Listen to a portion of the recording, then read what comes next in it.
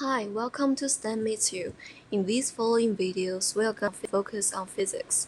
We will explain scientific concepts and how it is related to our daily life. Also, we will explore more facts in scientific friction. And today, our topic is black hole. You must have heard of it. We will focus on 4 different types of black holes and their formations. The astronomy definition of the black hole is a region of space having a gravitational field so intense that no matter or radiation can escape. So, how were they formed? Before getting to know the formations, we should know 4 different types of black holes according to their sizes, which are miniature, intermediate, supermassive, and stellar black holes. Miniature black holes, also called micro black holes or quantum mechanic black holes, which are relatively tiny. This is a picture of it. It is possible that such black holes were created in the high-intensity environment of the early universe or Big Bang, or possibly through subsequent phase transitions. Another type of black hole is called stellar black holes.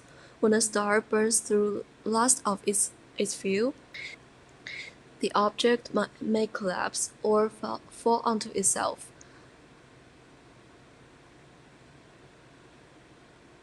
This is a picture of stellar black holes. And there are 2 possible situations. For smaller stars, the new core will become a neutron star or a white dwarf. But for a larger star collapses, it continues to compress. It creates a stellar black hole. These black holes are relatively small but incredibly dense. This leads to a crazy amount of gravitational force pulling on objects around the black hole. They then consume the dust and gas from their surrounding galaxies, which keeps them growing in size.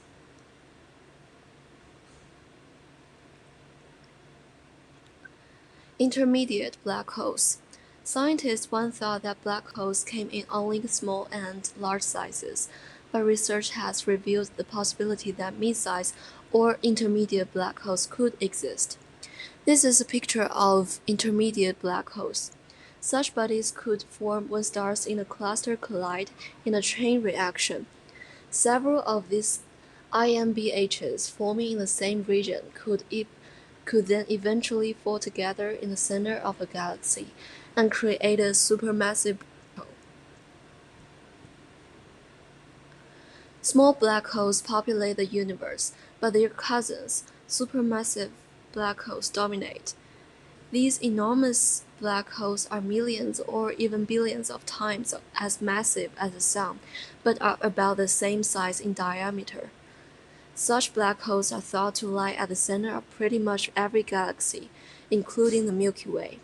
Once these giants are formed, they extract their mass from the dust and gas around them, allowing them to grow even more enormous sizes. There are 4 possible formations. First, they may be the result of hundreds of or thousands of tiny black holes that merge.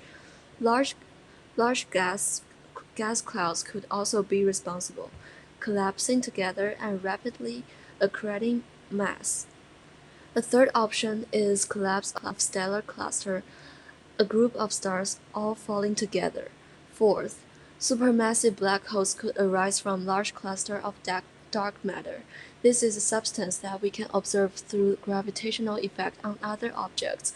However, we don't know what dark matter is composed because it does not emit light and cannot be directly observed.